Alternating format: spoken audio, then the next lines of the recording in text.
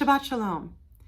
Maybe you've never heard the name Zelda Schneerson-Mishkovsky, but I would bet that you know the name Zelda. She was an Israeli poet who was absolutely unlike any other. She was born in Ukraine in 1914, and she experienced the birth of the State of Israel, the 1967 and the 1973 wars, and she wrote from the heart of the Jewish immigrant experience. One of her best known poems that you may have heard, or at least you may be aware of because it's become a kind of a liturgy in our Yizkor service and elsewhere, is the poem titled Each of Us Has a Name, Lechol Ish Yesh Shem. Now in Pirkei Avot, Rabbi Shimon says that there are three crowns: the crown of Torah, the crown of priesthood, and the crown of royalty, but the crown of a good name supersedes them all. For Zelda, the name we receive comes from God, comes from our parents, from our countenance, from our neighbors, from friends, and from enemies.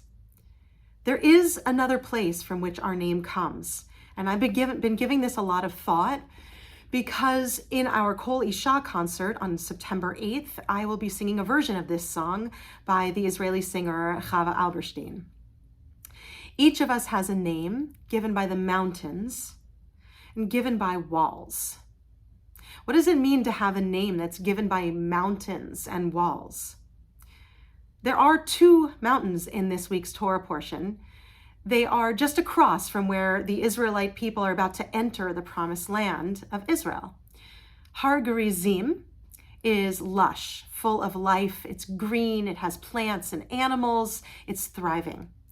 And the other mountain is craggy and rocky, and there's nothing that grows there.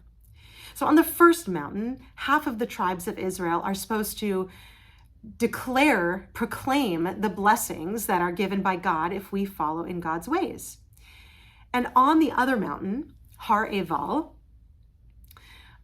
we are supposed to proclaim the curses.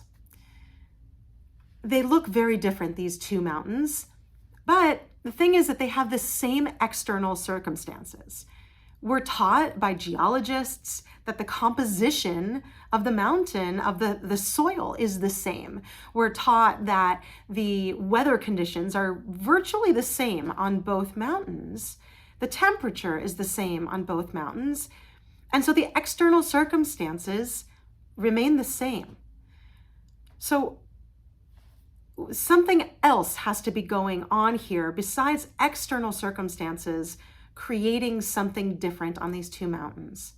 And because of that, these two have become something of a metaphor for our own lives. Each of us has harsh conditions and also beautiful conditions laid upon us. We know that some people face challenges and come out more strongly. Others face the same kind of challenges and come out weakened. Some of us are given blessings, but only want more, failing to appreciate what we have, while others receive blessings and are profoundly grateful. Each of us is given a name by the mountains upon which we stand. Will adversity teach us to stand upon the mountain full of life? Or will it leave us lonely and broken on the other mountain?